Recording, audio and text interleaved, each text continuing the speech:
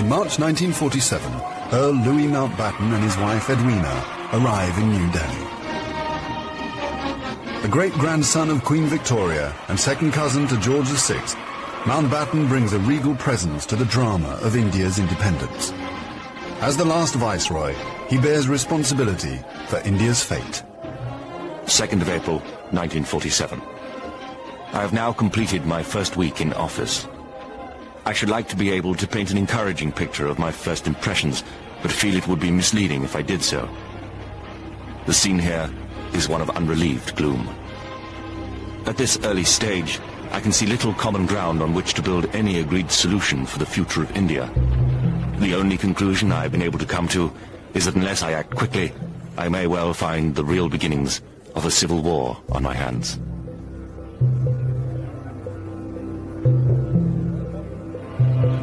By May, attempts to create a unified India have failed. Gandhi retreats from political life.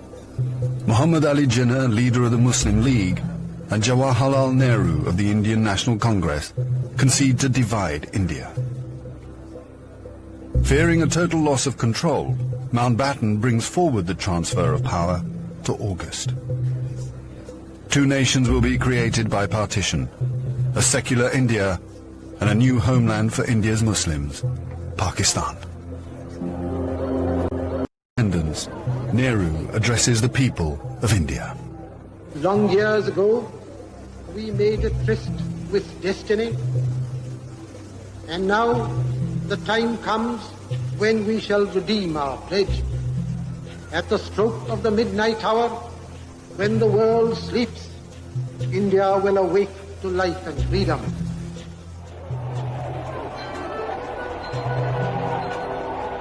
The 15th of August, 1947, the British Empire in India has come to an end. The last viceroy, Louis Mountbatten. The flag raising and the salute were done amid scenes of the most fantastic rejoicing. And as the flag broke, a brilliant rainbow appeared in the sky, which was taken by the crowd as a good omen.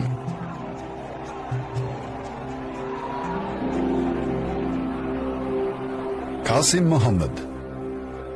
On the 15th of August came freedom. The freedom to burn, loot and murder. While Delhi and Karachi were celebrating, central Punjab was burning.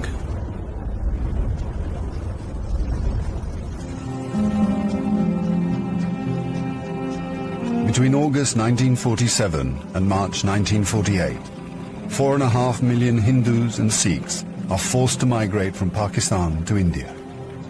6 million Muslims must move in the opposite direction. Britons and Indians witness the bloodshed. Shahid Ahmed.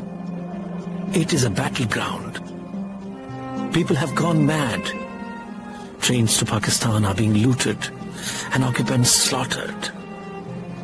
We all knew that carnage was in the offing. So did Mountbatten.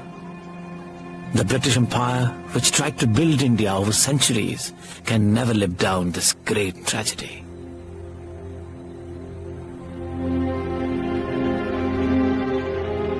Lieutenant Colonel Hubert Boyd Hudson. The sight from the air was awe-inspiring.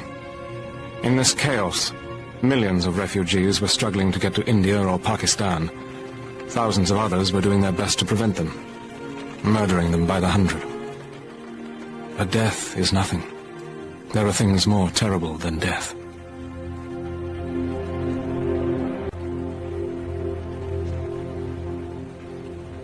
Ten million people are displaced in the partition of India. 1 million are dead.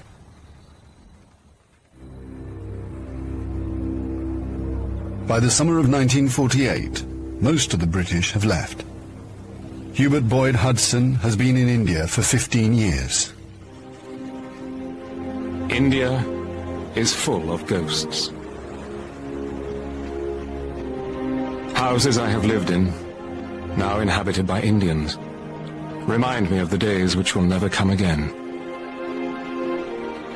When the Viceroy drove past with a cavalry escort in red coats, I have seen the greatness of the British in India. But now, it is all ended. And we are the last to leave. The few who are trying to tidy up the mess which the sudden splitting of an old empire has caused. Britain has lost its greatest imperial possession. Mahatma Gandhi once said that if India became free, the rest of the empire would follow. In the next 10 years, the fire of India's independence will spread around the globe, from the Middle East to Africa.